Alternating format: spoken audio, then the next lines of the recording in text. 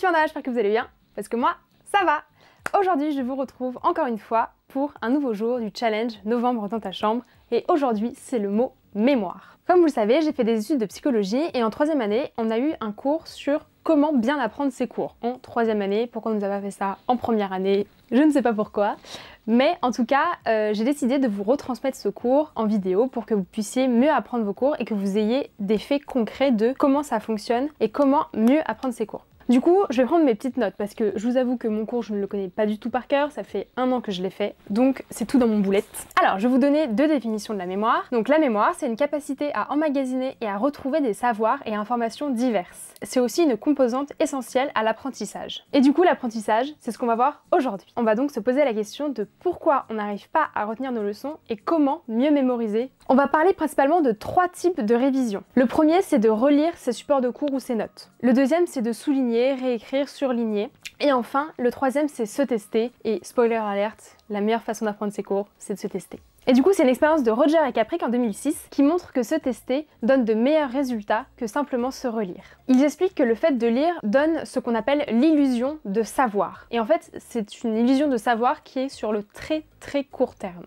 Et en parallèle, ils montrent que se tester rend la mémoire plus forte sur le long terme. Pour donner quelques chiffres, en gros, il y a 60% de rétention au bout d'une semaine pour se tester et seulement 40% pour juste se relire. Et il y a même une méta-analyse de Rowland, je n'arrive jamais à prononcer les noms des scientifiques, mais ce n'est pas grave. C'est une méta-analyse qui date de 2014 et qui en fait montre la différence entre étude, donc ça veut dire lire et relire, et VS étude-test, donc lire et se tester. Et en moyenne, il y a 0,5 écart type. Comment vous dire, en fait, c'est gros, c'est énorme, il vaut mieux lire et se tester plutôt que lire et relire. Donc pour conclure cette première partie, en fait, il faut se tester pour mémoriser, tout simplement. Mais du coup, comment se tester? La première question qui peut se poser, c'est avec ou sans feedback. Bon, la réponse est un peu évidente, c'est forcément avec un feedback, parce que comme ça on peut se corriger, tout simplement. Mais maintenant, la question qui se pose, maintenant qu'on sait qu'il faut un feedback, c'est quel feedback il faut? Là, je vais lire plusieurs types de feedback qui existent, juste dire que la réponse est correcte, incorrecte. La réponse est la suivante, et dire la bonne réponse. Donner la réponse et dire pourquoi cette réponse et vraiment faire une explication très détaillée. Et enfin, juste donner le cumul des points. Par exemple, pour ton examen de psychologie du développement, tu as 12. Et tu ne sais pas, tu n'as pas la correction. Donc c'est tout de suite beaucoup plus compliqué de s'améliorer par la suite. Et enfin, il y a aussi ce qu'on appelle un feedback immédiat, donc ça veut dire tout de suite, ou un feedback différé, c'est-à-dire une semaine après. Forcément, il y a plusieurs expériences qui ont été faites et je vais vous en parler.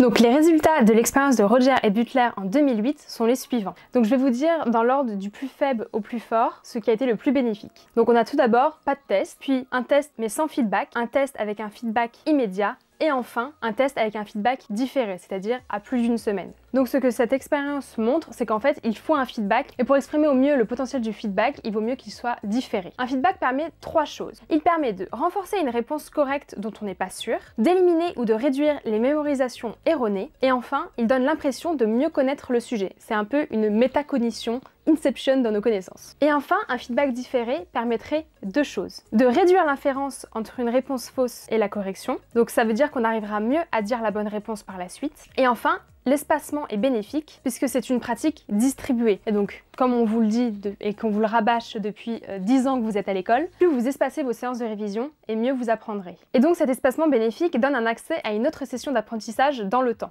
Et donc pour revenir sur cet espacement bénéfique, il y a 2 expériences qui ont été faites, ça va être les dernières de cette vidéo. Une expérience de Barrick en 1979, puis une autre expérience de Barrick et Hall, donc la même personne plus une autre personne, en 2009. Ces 2 expériences ont montré qu'il était préférable de répartir les sessions de révision dans le temps. Et donc ne pas faire un apprentissage massé. En gros, plus vous espacez vos révisions dans le temps, mieux vous apprendrez. Par exemple, vous avez 30 jours, il vaut mieux faire un petit peu tous les jours plutôt que beaucoup de choses le dernier week-end avant l'examen. Tout simplement. On vous le dit, on vous le rabâche, mais en fait c'est comme ça a été prouvé scientifiquement que c'est comme ça que ça fonctionne. Donc pour conclure sur une synthèse de la littérature dont je vous ai parlé, évidemment j'essaierai de vous mettre un maximum d'informations dans la barre d'infos pour que vous puissiez faire vos recherches par vous-même, parce que moi c'était vraiment un gros résumé, je vous ai même pas expliqué le concept des expériences à chaque fois, je vous ai juste donné les résultats. Donc n'hésitez pas à dérouler la barre d'infos, et même de façon générale, j'écris souvent des choses soit rigolotes, soit intéressantes, soit aucune des deux. Du coup, en ce qui concerne la synthèse de littérature, je vais vous lire les 3 points clés que j'ai pu retrouver dans mon cours. Le fait de relire les contenus ou de surligner les passages importants semble avoir une efficacité relativement faible quand on s'intéresse à la mémorisation à long terme.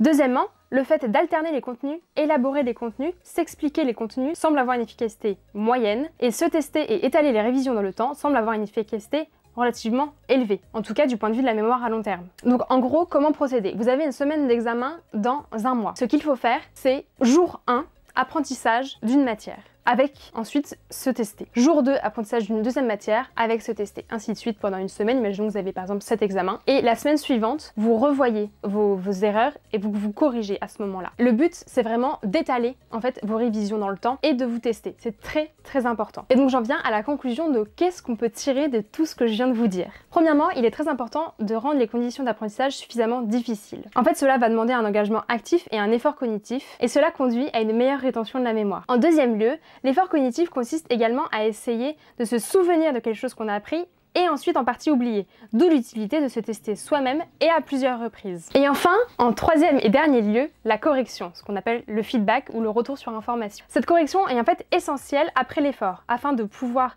évaluer ce qu'on a effectivement appris, mais aussi ce qui demande à être revu. Cela va en fait permettre de renforcer les réponses correctes et de corriger les erreurs. Et voilà pour cette vidéo sur les stratégies d'apprentissage. Si je devais vous dire que quelques mots pour résumer cette vidéo, il faut se tester, se feedbacker de façon différée et surtout, il faut apprendre espacément dans le temps. Ne faites pas un apprentissage massé. On sait que c'est tentant, on sait que c'est facile de toujours travailler dans le stress, mais en fait, ne faites pas un apprentissage massé parce que vous n'apprendrez jamais sur le long terme. Et en fait, ce qu'on vous demande à apprendre, c'est des choses qui vont vous servir en général toute votre vie. Alors au lycée, dans du temps d'axe, j'avoue, il y a des choses qui servent pas toute la vie, parce que concrètement, je me suis encore jamais servi du théorème de Thalès ni des fonctions.